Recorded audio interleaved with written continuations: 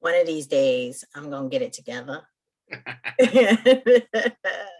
So part of the process. You probably, if it's too smooth, you probably get nervous in the beginning, like, oh. You know? And I'm out of contacts today, so I'm like, I'm gonna have to take my glasses off, but I can't see anything. You ever take your glasses off and can't find them because you can't see?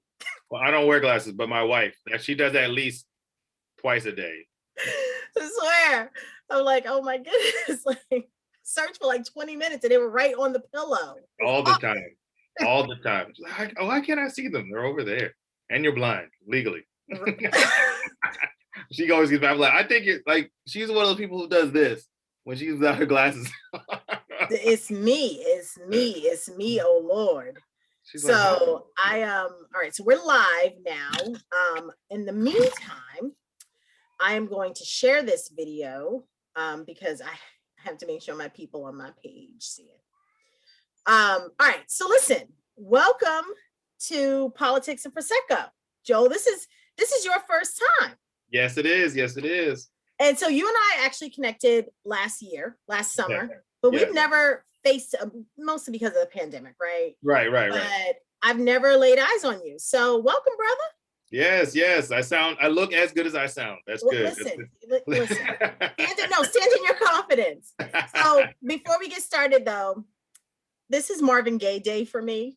So Marvin Gaye's birthday is today. So I have been listening to the I Want You album, which is literally my favorite album ever.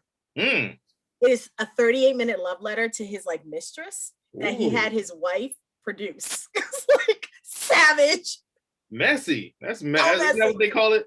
But messy. It is such a sexy album. Everything from the beginning to the end. When you hear the album, he literally gives the entire story of how he met his mistress, who then became his wife, Janice. And so I love this album so much. One, because I think Marvin Gaye is probably one of the sexiest Black men that has ever walked the earth, but also just cool and conscious and like swag. Like to me, when I see brothers, like that's the epitome of what I see is like, do they have swag? Are they cool? Are they conscious? Are they like, sexy? Like that all matters. He was conscious too. Super. And was able to bridge that R&B gap.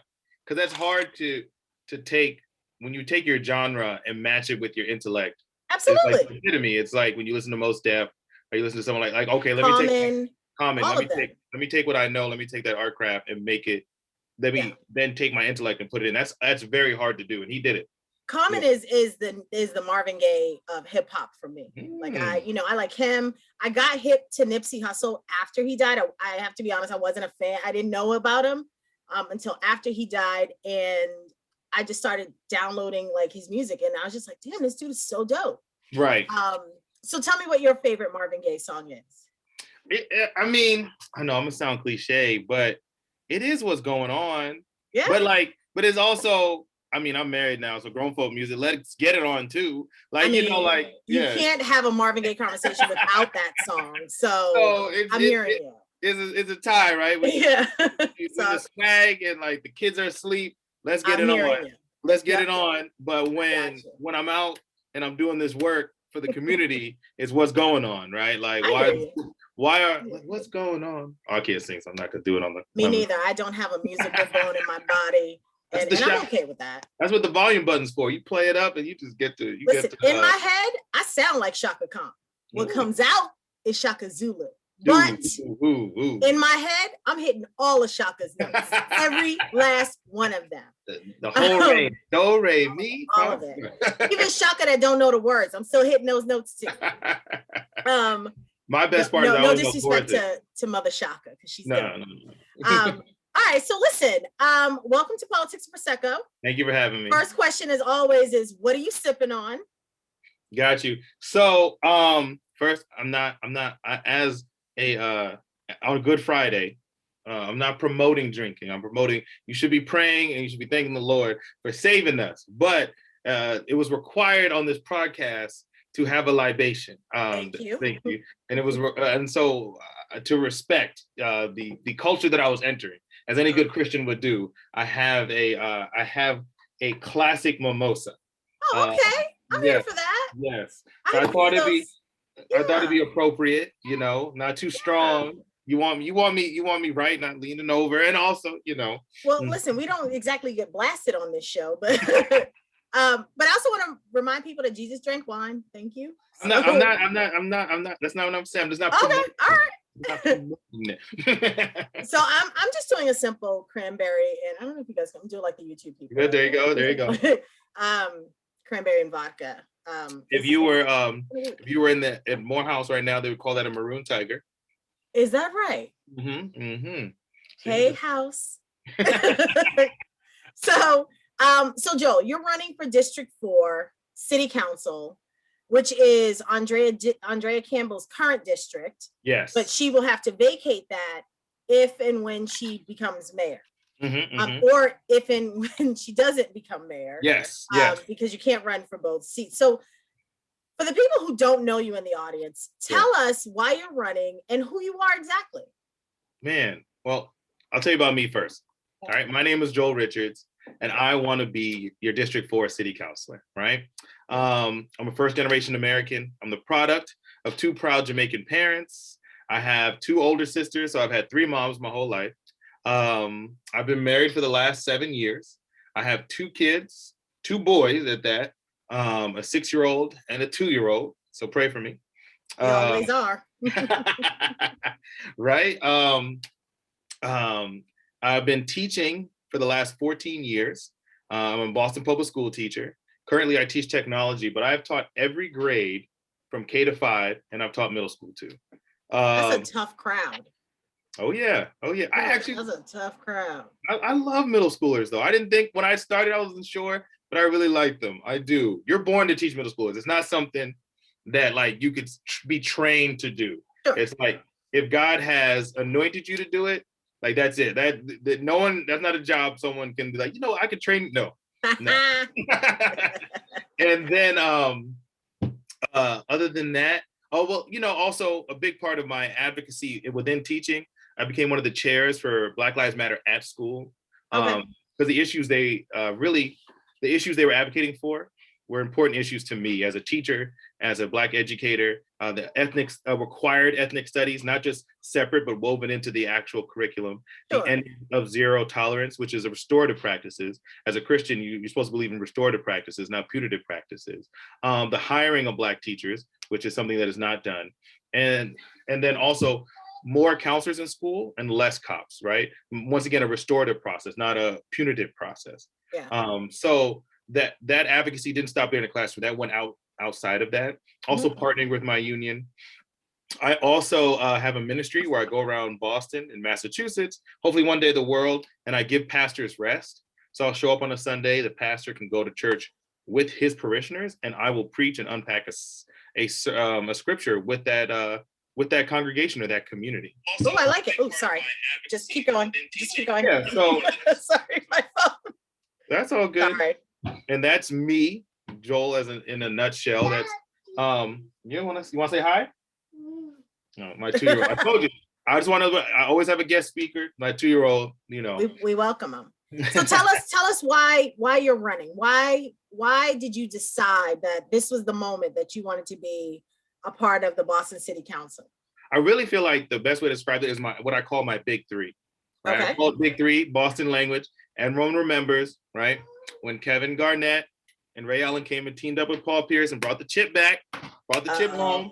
So I'm using my basketball analogy. I'm reaching in that bag, and it's called my big 3, right? Housing, small business, education. As an educator, I see the constant disparity in schools, right?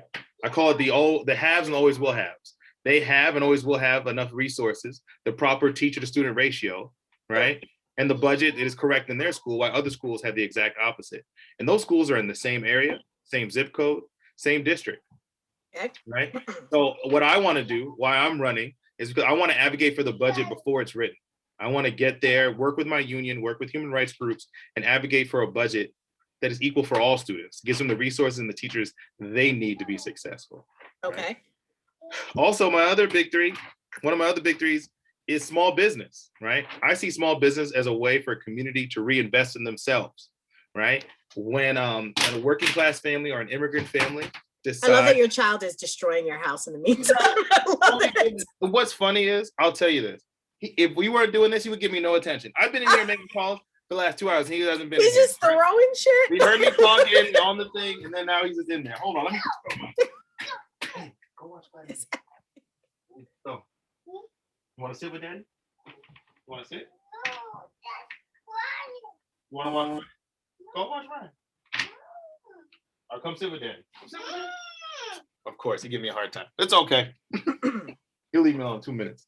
But yeah, and he doesn't throw me off either. When an immigrant family or working class family decides to start a small business in their community, they're there to make their small community successful.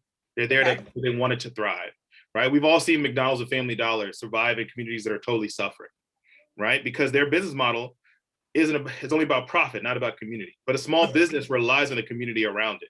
But we've also seen the other side of small business, because of COVID, is exposed that Boston has the money to invest in small businesses, right? As soon as those tax dollars started going down, you started seeing Boston giving out grants for patios, right?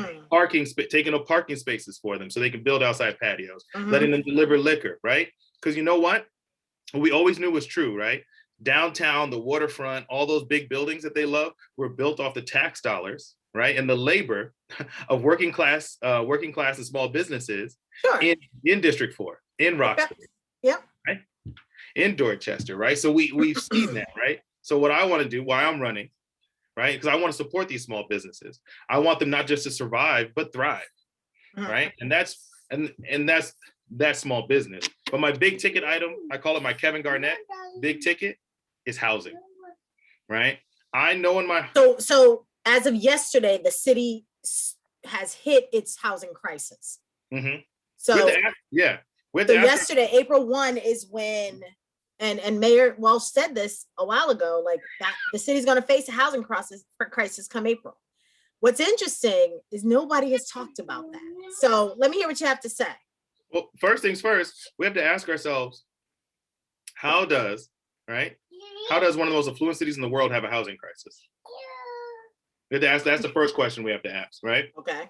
But I know in my heart, I know for a fact that Boston has the ability to provide affordable housing, not just for rent, but also for purchase, right? More lotteries, getting working class families and families of color that have been historically, systemically out of the housing process through systems not fault of their own, back in, having them have housing security in that, right?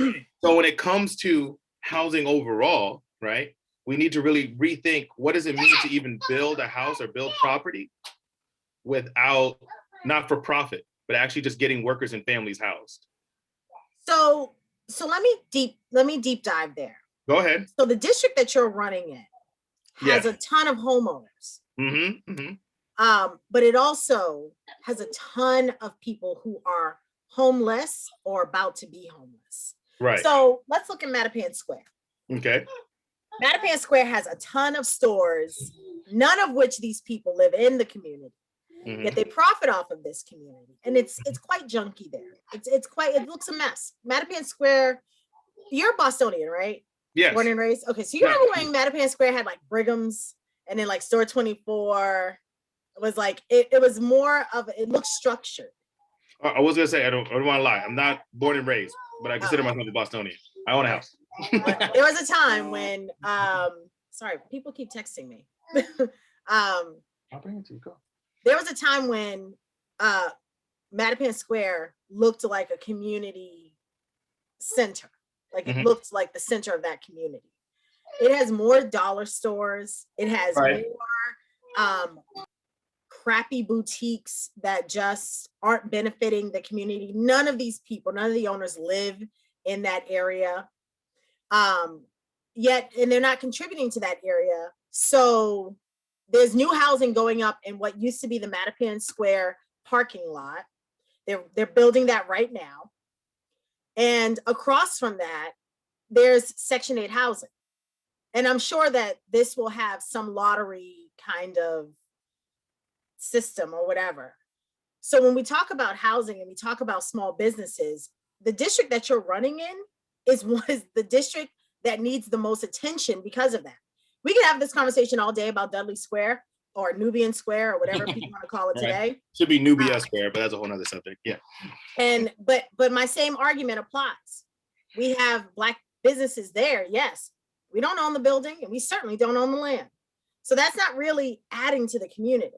So my question to you as somebody who's running for that office and understanding the very limited power that the city council has, how are you going to work to bring about change to that area that is not only going to be equitable change, but will also give that neighborhood the look that it deserves? And the people who live there and been homeowners there for a long time, they deserve that attention too. So what is your plan for that? So I want to first, like on my staff, I want to have a full-time person that actively walks into businesses and asks them their needs, actively assesses their needs, and then, helps them access, the grants and city funds available. The first problem is a lot of small business owners are doing a lot, right? So, but it would really help them if they had a knowledgeable person that helped them access how to change their sign, access the money on how to change their storefronts, right? And then also advocating for co-ops, right? Worker-ran businesses actually ran by workers, so they can actually start businesses in the area, right? Right, providing funds for that, right? Like you said, limited power, but there is a way to funnel funds into those neighborhoods, funnel funds into Mattapan Square, right? Help those businesses access those funds. That's the first step.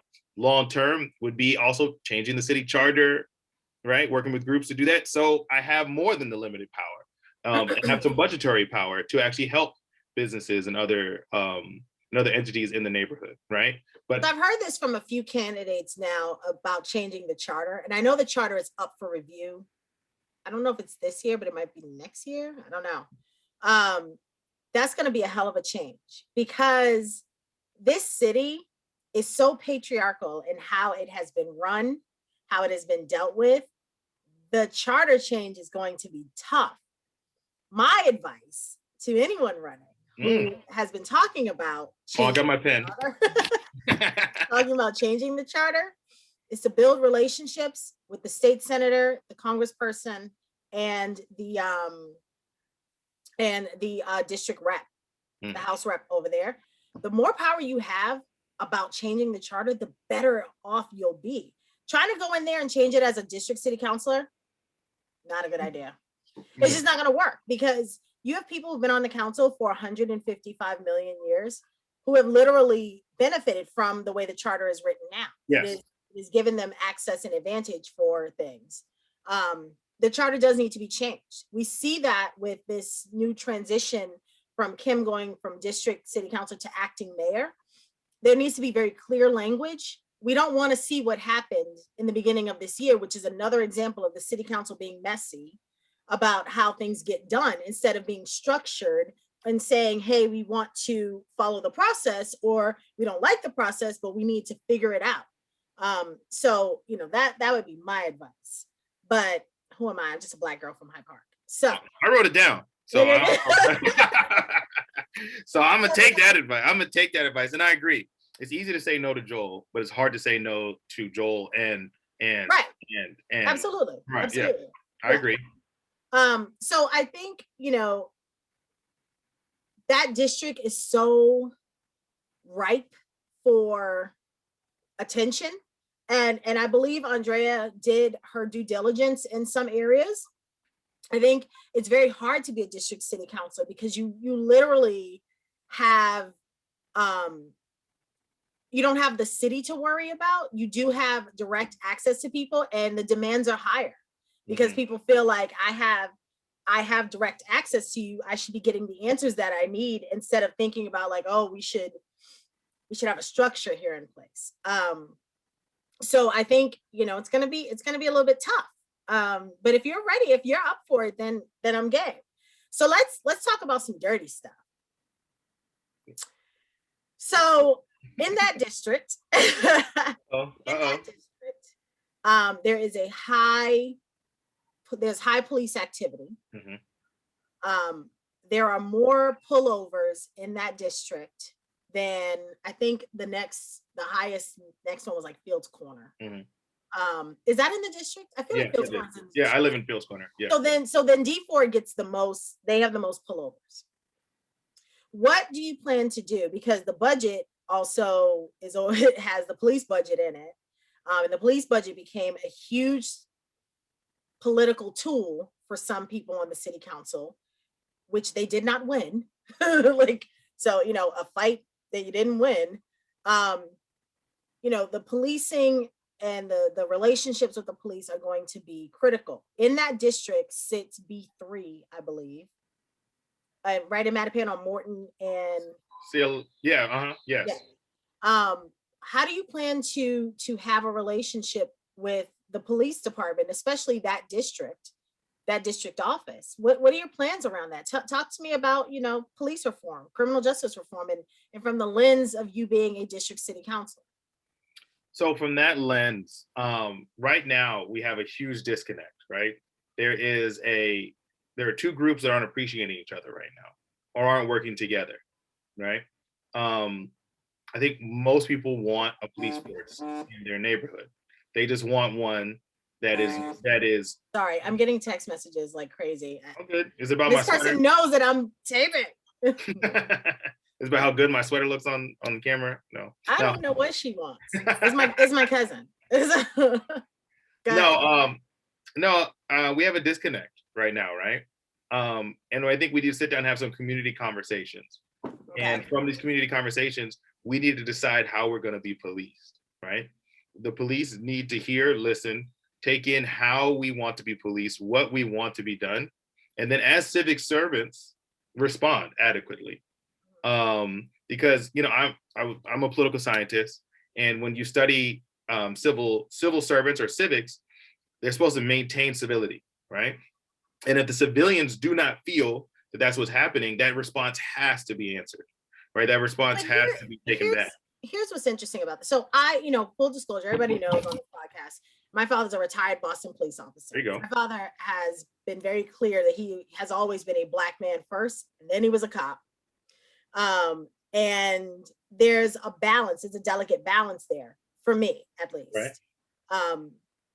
I believe we have empowered cops, police officers, military to react first, think later. We see that they've lost their inhumanity, some of them. We're watching the George Floyd trial now. Yeah. It is horrific. It is a trigger for many of us. What I've noticed is, and I've experienced this myself, police they don't ask the questions first, they assume first. Mm-hmm. And what we've seen is that leads to the kind of example of, I'm the authority in this matter, when in fact, you're really not. The person that you're holding hostage, or whatever you want to call it, is the one that really has the authority, because they have all the answers that you need. That's the definition of authority. So I think that there hasn't been a community conversation that has produced results that people want to hear. I'm not asking for the police to apologize for a few 100,000 rogue cops. What I'm asking them is to acknowledge that there is a problem, and to acknowledge that it is a very real scare factor for Black men in particular to leave home in the morning and come home at night. It is the same fear that many Black women have, I'm sure. Yeah. For Black men, it is 10 times worse. Whenever a Black man leaves my home, whether it's my brother, my father, a guy I know, I worry if he's going to make it home. What has transpired from the time he left my home to when he got to his home. And that's a real fear. But that's not something that we're talking about. So when you say you want to have a community conversation, what does that look like? Because I don't need a cop to apologize to me. I'm not of that ilk. I don't need that. I certainly need them to acknowledge that there is a problem and that we have to address it, not monetarily, because cutting the police budget isn't going to stop them from pulling over Black men. That's the issue for me. It's like, that isn't going to stop somebody from saying to my brother, who is a brown-skinned, tall Black man with a beard, who at night probably looks intimidating, even though he weighs 110 pounds. Like, right.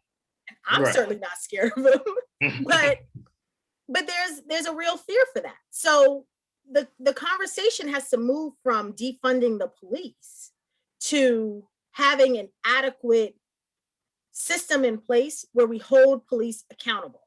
Right. And that's where, so personally, like, one of the most two moments that really, I don't know the words. There's no words. I was coming out of work. I was working at the Matterhorn.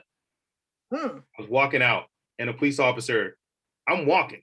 He pulls his car in front of me and stops me and profiles me and said, "Oh, there's a guy with a blue backpack and a black coat." He looks at both while he's saying that.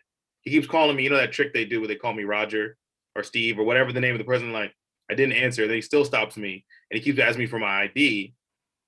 You know, in that moment, right, I'm scared. I'm out there by myself. Certainly. Right? I give him my ID and I ask him, he's like, "Well, someone just got robbed." And you fit the description of the suspect. I was like, "Someone with a shirt and tie on robbed somebody?" Like, you know, like I have a shirt and tie on, right? Like, I'm coming out of work. I was like, "You what in these shoes?" Right? Like that, they like, you know, like that just didn't happen, right? And I was like, "This is my job." And when I complained or I talked to other cops, they're like, "Did he put you on the ground?" Well, then just be thankful, right? That was the response. I hope you deleted that person from your phone.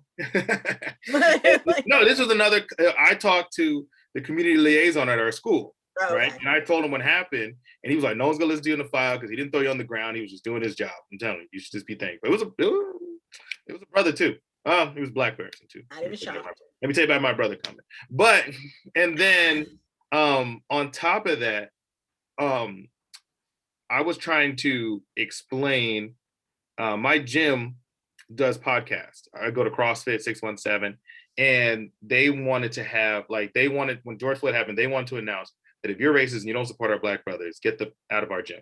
Right? Oh, right. So, everybody's going to raise their hand? But they just wanted to make it known that, like, racism wasn't acceptable there. Okay. Right? All right. I'll give them that, right? And they wanted to know that, and they had me on the podcast. I'm one of probably like 3 Black men to go to the gym. And I felt like to even put that effort out, like, what, they didn't have to. It was just 3 of us, right? But they wanted it to be known that this was an inclusive place, right? Okay. And I applaud them for that. They didn't have to. There was no one was asking them to do that. And on the podcast, I shared a story of why I show up when I show up. I go to the 5 a.m. class, but I usually show up at like 5:10 when I know everyone's there. Because one time I showed up early, and it was someone at the gym that I didn't know. They jumped back in the car, and I saw her get on her phone. It was a white woman. I just went home. And I was like, because I didn't know if she was calling the police. I wasn't scared of her. I was scared if she called the police and said what I was doing, or because it's still dark. Sure. And I feel like in those moments, I felt like I was living in such fear, right?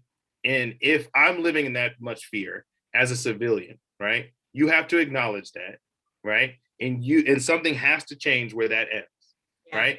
And it's not a conversation where I'm expressing my fear, and the conversation has to be like, what are you going to do to change? So bringing that back to the city council run, how do you bring that energy? Because there's no representation of Black men on the city council right now. And listen, I am certainly not of that argument that we need. There's an argument that says, well, there's no representation of Black men. There was a representation of Black men without Black women. And I don't recall brothers having that conversation. There's no representation of Black women. So listen, and I don't want to have a back and forth about, who's right, who's wrong. I'm just saying, now that there is no representation and you and several other Black men have decided to run, that lens is needed, because I certainly can't talk about your walk in this country as your mate or a mate to a Black man. Sorry, I don't want your wife to think anything. Like as a mate to a Black man somewhere. I am here to understand the walk. I am here to soothe the walk when you return home. I am here to pat you on the back, tell you how proud I am. I'm here to be your cheerleader, but I certainly can't express your walk in the way that you can. So how do you plan to bring that energy to the city council? And be authentic and unapologetic about it too, because I'm also tired of people getting on the city council and then deciding like that they're really not that pro-Black. So what I always say is, this is real for me because I live it. No matter if I become city councilor or not, I'm still gonna be scared of the police, right? Like they're not gonna know. It's not like they're not gonna know who I am as I walk the streets at night or any other time. All right. I've lived my life in fear of the police. I've had the talk, but my dad has had the talk with me my whole life. I'm gonna have the talk, right? My son is 6. How old were you when you had the talk? Probably as soon as I started like 9 or 10, as soon as I started playing outside, maybe like not in eyesight. That's about average. That's about average. Right. And so my son's 6, it's coming up, right? Like, and it's gonna be a real talk. Or the talk, there's a lot there, right? Like I only have one shot. That's a lot of pressure to live with, right? So I don't know. I'd have to change who I am fundamentally. I'd have to have different friends. I'd have to go to a different church to not, like I keep saying, like to not advocate for these things. Like I just couldn't, like no one, like I couldn't be Joel anymore. I couldn't live like this, right? And city council doesn't pay me that much money to forget about everything in life, right? Well, so y'all getting a cute little coin. It ain't that much. It ain't them. To forget, but it ain't like to forget where I came from, to forget everything. Like the whole reason that I want to have this community conversation, the whole reason I throw the Juneteenth rally on June 19th at Town Field is because it's like, we're tired of this. The whole point is delayed liberation. We're still in delayed liberation, right? Like, I don't want to live in fear anymore. And you shouldn't be comfortable with me living in fear. That's right. Right. And that has to be the conversation, and it has to be responded to, right? Like, it's not about like bad mouthing on police or cutting the budget all the time, right? Like you said, like you could slash it and like it doesn't change mindsets, right. That, like what we need, right? If you're not community minded, then you don't need to be here, right? Right? If you're not community minded, if you don't want the community to succeed, right? You shouldn't be here, right? We don't need. It's one of the reasons the counselors, not cops, right? When my doctor says more water, not coffee, right? They're not anti-coffee. They're probably drinking coffee while they're telling me this, but they know that water is better for my body, right? So we know that a restorative process is better for our society, right? Because that's how the suburbs lives, right? They don't lock everyone up. They're not pulling people over because they know that affects people in the long run, right? Rachel Rollins was just on the radio today touting that what she knew was right. If I don't prosecute on these low level crimes, right? Crime decreases, right? The recidivism process doesn't stop. She had actual professors and people actually come in and study this and prove this, right? Yeah. And so we know this to be true. So the conversation needs to be what's going to be the response, right? It has to be at a point, right? Right. I hear it. Like my neighbors called me and I talked about like, well, my kid's a good cop. My son is a good cop. Well, then it's time for the response. I'm telling you that I'm scared. I'm telling you that I'm scared for my son. Right. And that good cops have to have that conversation as well with the rogue cops or the cops that they know use excessive force or whatever. So listen, I have to wrap up our segment. So one, I want to thank you for coming on. We'll have you back. Okay, I was waiting for that. We'll have you back. But before we let you go, tell people how they can be a part of your campaign, where they can reach you, and do that. I appreciate you, and my entire campaign staff appreciates you for letting me, because I forget that all the time. So, first and foremost, Elaine says I had to tell you hello personally. Hello, my friend. Yes. First of all, I need your help in this work, right? I need yours, Jaquetta, too, but everyone out there watching and listening, because right now, like Jaquetta said, we have a system that is working for a few at the cost of the masses, right? And they're going to work just as hard. Like Jaquetta said, how am I going to bring that energy? I'm going to bring that energy with you guys, helping me. I don't want to speak for you guys. I want to build the podium so people can get up there and speak their truth, speak that they're scared, speak that they're tired, speak that they're homeless, and let's fix those problems for them. Let's continue a restorative process. How you do that? Join me at More for D4, MOREFOR, the letter D, the number 4.com. Sign up for my email. Come help me phone bank, get signatures, all those nice things. Please support me in this work. I need your help. So that's MORE, More for D4, MOREFOR, the letter D, the number 4.com, because D4 deserves more small businesses thriving, deserves more schools that are equally funded, just like the schools around them, with more teachers, more resources, right? And we deserve more housing, not just for rent, but also for purchase for working class and low-income families. So that's the slogan too, More for D4. I'm so proud of you, young Prince. I'm so thank you. You were at the beginning. You saw me when I was rough. What do I get? What do you say? What do you say now? That's when I see a lot of people, so it's no problem. So thank you for being on. I appreciate it, and we'll have you back.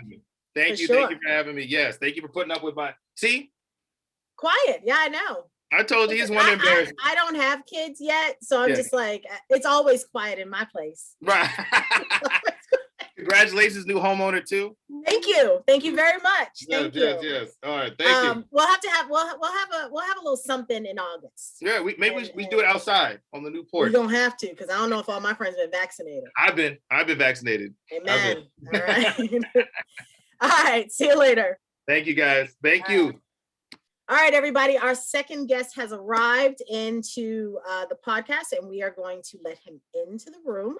So before we do that, though, Carlos Enriquez called me out, and he's right. It is not the George Floyd trial. It is the Derek Chauvin trial. So thank you, Brother Carlos, for always calling me out. I know you live to roast me anyway, but thank you for that. So I wanted to make that very, very clear. So let's admit in Brother Will Dickerson III, not to be confused with Will Dickerson, the bishop. Welcome. Good evening. Good afternoon. How are you? I'm glad you dressed up for the occasion. I had to come politics and Prosecco ready. Look at that. And on Good Friday, you better speak truth. Exactly. So listen, last time we attempted to have you on, you blew us off. Technical difficulties. So I had to, out of the kindness of my heart, because our families have known each other forever. And I was pretty sure I was going to get a phone call. I decided to let you back on, but also because I adore you. So of course I'd have to let you back on. Thank you. Listen, we're going to get into it today. Okay. And I want to know, the first thing though, is what are you sipping on? You want to know for real? As you might could tell, I sound a little congested, so I have some tea right here. Go ahead and roast them in the comments, y'all. Let them know that this is Politics and Prosecco. All you needed was a little VSOP, would have knocked that right out. A little NyQuil in there, you could have slept well tonight. I didn't want to tap out. I was, I was raised no matter what, no matter if you have the sniffles or anything, you get up and you handle your responsibilities, so. I'm sad that you're not drinking, but listen, what can I say? Could have some wine. Good Friday. Yes, this is when Jesus turned water into wine. Like, we'll give you the pass this time, but the next time you come back on here, if we let you come back on here, you better be live-aided, but feel better in the process. So listen, we want to welcome you officially to Politics and Prosecco. And we want to know why you plan to run for District 4. Thank you for having me, Jaquetta. My run for District 4 it's a calling. District 4 has been very near and dear to my heart for a long time. As you know, over the years, they changed the redistricting process on the district, but I lived on the district practically all my life as a child, then adult years. So it's like it's embedded in me. A lot of things that I do are on the district, so I take it very personal. And it's many great people that live on the district, young and older, many, many, many. I enjoy engaging with the young kid at the basketball court, the older senior trying to just take a walk, the businessman that's handling his business every day. I engage with everyone. I love our community, love this district. So for those of you who just started to tune in, District 4 is now held by Andrea Campbell, who will have to vacate this seat because she is running for mayor. So that makes it an open seat. And so I think there are now 5 candidates in this race for D4. 5. I think so. There's you, Joel, Deco, Jabril. Like 10 candidates. 10? 10? Yes. I don't know everybody. Sorry, y'all. I'm trying. Okay, so there are 10 people running. What makes you different from those candidates? I think I bring, first of all, I commend everyone for attempting to run. That's cute, but tell us why you should win. I bring a different perspective. I'm someone, I could sit down and relate to the guy that's gang banging in the streets. I could talk to them and really have a deep conversation about life with them, about turning their life, helping to turn their life around. And I could also, in that same day, sit down with a CEO of a major corporation in the city of Boston. And I want to be the one to bridge District 4 and the Seaport and beyond together, because I think a lot of times, a lot of resources don't hit the district because we're not being that bridge to be able to connect everyone on this district with other opportunities around the city and around the Commonwealth. And how do you plan to do that? Because listen, this is a tough job. I just said to Joel Richards, district councilors have it a lot tougher than at large. You have a more direct connection with people on the streets. Right. And this job takes a lot of grit. It takes guts. It takes amplification of your voice, your values. So how do you plan to get that done, especially with the very limited scope that city councilors, especially, in the district have? Well, I don't feel there's pressure any by being a district city councilor. I was born to serve and lead. So I was up for this. Before I knew I was up for this, I was already up for this. And what helped me tremendously was having an opportunity to work in city councilor at large, Michael Flaherty's office. I was his director of constituent services. And, if you could work in that office, you could work anywhere because he was, very demanding regarding constituent services. If you tell someone. Well, that's been his bread and butter. Right. Yeah. And I think some people get away from the whole scope of being a counselor, Sorry, I'm just gonna take my phone and put it over here because it keeps buzzing. Oh, and okay. People know I'm taping right now, but okay, right. Go ahead. I think some people, and this is why I hang my hat on my experience working in Michael's office. Some people miss the grand scope of the work of a city councilor. Are you going to be able to change everything in 1 year? And basically a year, because next year you're kind of running again. Are you going to be able to change the world in 1 year? No. So at the end of the day, constituent service is, I would say, 90% of the job, because if someone calls you in regards to, hypothetically speaking, a national grid situation, Eversource situation, you need to be able to respond immediately, and those were things that I was able to learn in that office. And I also learned that no day is never the same. So let's pause there and tap in. Mm-hmm. Having been a staffer myself, a lot of that is building relationships. and bringing those relationships with you wherever you go. Right. How have you built relationships, and how do you plan to use those in this role? Because what's going to be different this time is you guys might have a mayor for a couple of months, and then it might be a new mayor. The city is about to hit a few transitions, and some people will rise and others will sink to the bottom. So I think running for city council right now, especially as a district city councilor, I think building those relationships is what's going to be key. So talk to me about the relationships you've built, how you've utilized them so far, and how you're going to bring them to the table with you when you are advocating for people in that district. Well, I always pride myself on being a bridge builder, bringing everyone to the table. You know, I know many times people have these meetings as elected officials, and sometimes they take ideas and they bring it to the table. No, bring the groups, bring the various community allies, bring them to the table. Let them present their plan for various things pertaining to the district, you know, and that way we have that that way we have that partnership, and you know, all our constituents are very happy in the work that we're putting forth. I think that's very needed in the work, you know, and then being a district councilor, it is very different from being at large. You know, at large, you got various issues. Not saying you could run and hide if you need to, but being a district councilor, the demand, the day-to-day demand is more kind of like in your face, so to speak. So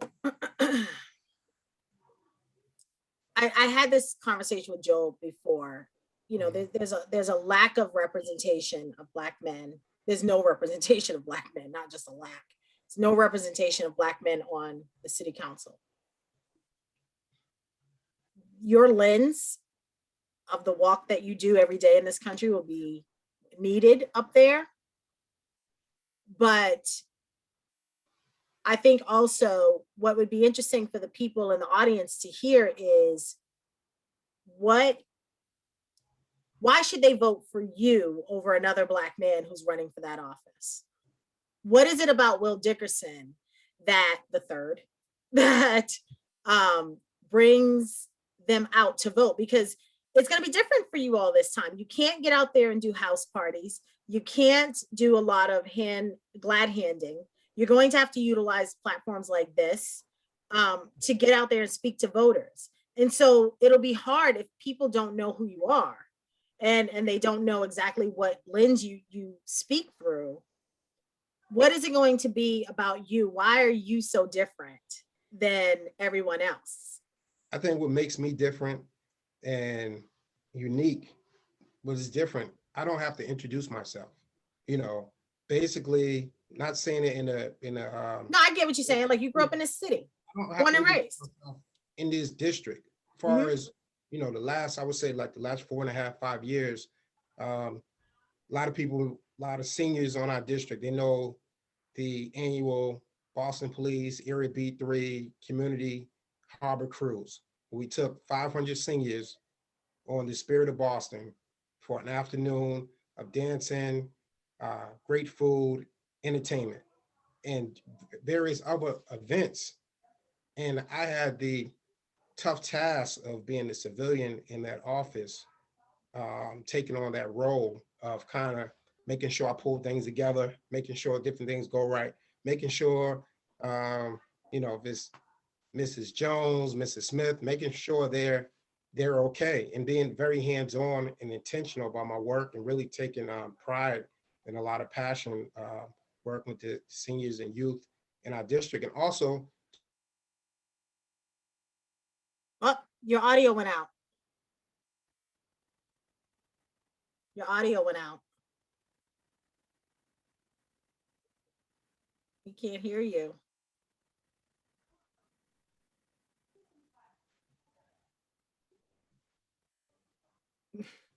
You hear me? Yeah, now we can hear you. Okay, sorry about that. Sorry about that. I don't know what that was. And also fix the Wi-Fi when you get up there too. And also, you know, just having those Monday peace walks where we walk the community, clergy. I have a great relation with the clergy, as you might know. We all know who your dad is. Yeah. Right. It's, if you don't know, Will's father is Bishop Will Dickerson, who is probably one of the coldest cats in Boston. So, but over the years, like my role in connecting with all the clergy and pulling them in, because now you have younger clergy, you have older clergy, and just trying to be someone that's that bridge in between and just connecting everyone. As I feel I'm best served as being that bridge and being able to connect everyone, because it's people in this city, in this district that don't know who their city council is. Never seen them before, don't know what, and there's no blame on anyone that is not engaged. I'm going to disagree. I'm going to respectfully push back on that, because that is the fault of an elected official if people don't know who you are. You have a huge platform, and that platform, and Boston is not big. I know people in Boston think Boston is big. Boston is not that big compared to other cities. So there's no reason why people don't know who you are. Now, I get that there are people who are less engaged on the political spectrum, and that's fine. There are people who are like that. But that is the fault of an elected official if people are saying to you, I don't know who you are, or I didn't know you were running, or you're my city councilor. That is absolutely the fault of an elected official. And it's a fault of their staff too, because if the member can't show up, the staff absolutely has to show up. And the staff is what keeps your name relevant in the streets. Very so true. I want you to change that mindset, because that is not an excuse. That is not an excuse for people to not bring their very best to those halls and only speak for a few. Right. So, right. I agree. So I'll point that out. But so let's have this conversation about the streets. I mean, obviously, everyone knows who your dad is, and I'm sure you don't want to skate through this election off of his name and his position. I get that. I have a powerful father too. I understand it. But how would you utilize your father in this race? Because your father does have a platform, and it would make complete sense to me to utilize his platform and bridge it with a new generation of people who want to be involved. Every day I walk out the house, from the time I was a young child, we're told, and you're a Dickerson. You're a Dickerson, meaning when you're in the streets of Boston, when you're traveling the country, represent yourself in a certain manner. Govern yourself. Right. Yeah. Right. Right. And so I don't have to take my dad, so to speak, on the trail with me, saying, oh, this is that. Like, people, as they get to know me on the campaign trail, they will know that for themselves. They will know how I was raised, how I was brought up. The older I get, the more different things I might do. And someone might say, hey, your dad, he does the same thing. And I'm like, did I really do that? I'm getting older, Well, so I asked the question, Will, because that is what some of the people plan to use against you is, Bishop Dickerson's son thinks he should run for city council. But why shouldn't he? But in my defense, if my dad was Joe Smo, the pimp on the corner, or the drug dealer around the corner, no one would say anything. Absolutely. Right. Absolutely. So I take it, and that's what I would tell anyone. I take pride in the fact that I had a Black man that raised me, was tough on me, to be the best I could be, and really give back to my community. So I definitely will put my record on the line with anyone in serving my community for years. And those stories will be told during the campaign. And I love the fact that I've had experience working in City Hall. From day one, I feel I will be ready. I will be the one ready to walk through the door and get work done. Yeah. So I'll ask you just two more questions. The first is how you plan to work with other city councilors, because right now, the way the residents see it is the city council is a little bit of a mess. It's a lot of infighting. Everybody's ego is on display. I mean, everybody. Everyone's ego is on display. It's hard to get things done. It's hard to hear in those hearings because it's a lot of, I'm trying to not use bad words. It's a lot of posturing. That's a word. My SAT skills are coming in. It's a lot of posturing right now. So how do you plan to be the opposite of that? The anti-posturing, yet vocal proponent and advocate for your constituents? You know, once again, I go back to the fact that I'm a team player, I'm a bridge builder, and I'm a connector of all sorts. I think some people overall, they're misunderstood in their approach. And I think sometimes, as you know, if I was on the council, if I had to approach one of my colleagues and kind of pull them to the side regarding something, I would do it in a very professional way. You know, no need to grandstand, do it on social media, do it, you know, with press conference or anything like that. I would just pull them. Not a press conference. I would just pull them to the side and you know, try to you know, work with them, because at the end of the day, we're public servants of the city of Boston.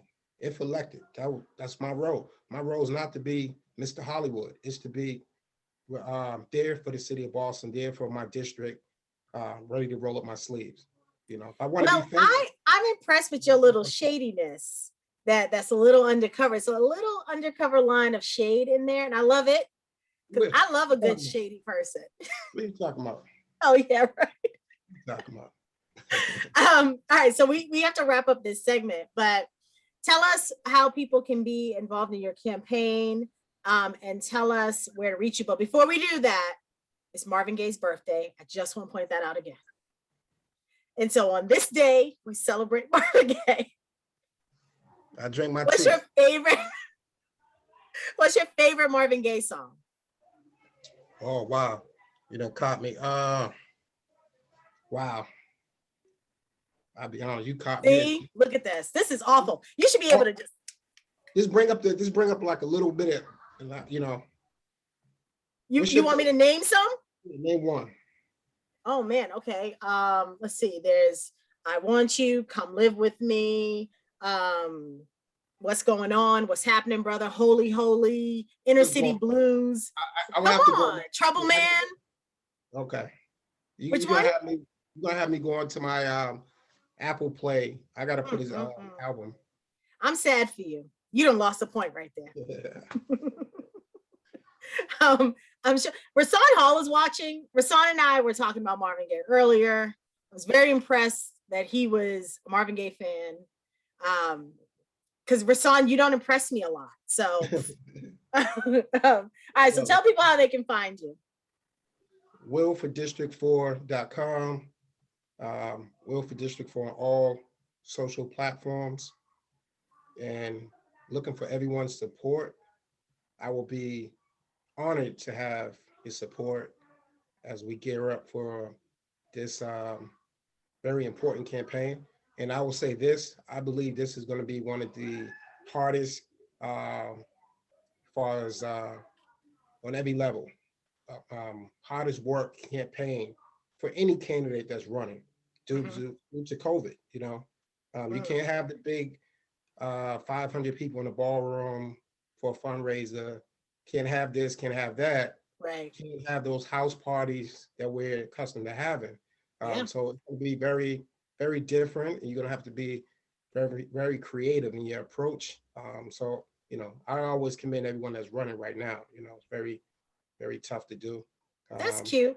I mean, we want to be nice and say everybody running, and that's great. But I need everyone's support. April 27th. That's the big day. To get your papers, to get your signatures. So if you have any availability, willforboston.com. You go in there, volunteer, sign up, and be a part of the team. I'm proud of you. I'm so proud that you're running. Proud of you in general. I consider you a friend. So I'm proud of you. All right, everybody. So that wraps up Politics and Prosecco for another Friday night. It's Marvin Gaye Day. So y'all know I'm about to just be in the living room having a whole Marvin Gaye concert. I might play Tammy Terrell, Diana Ross, Kim, I forget the other lady who sang with them, but so just don't even text me because I'm just being there living my best life. But in the meantime, next week we have 2 additional guests for another round of city council candidates running for district seats. So I do hope that you tune in. I hope you enjoyed today's show. Thank you again to Joel. Thank you again for Will coming on. And I will see you guys next Friday. See you then. Bye.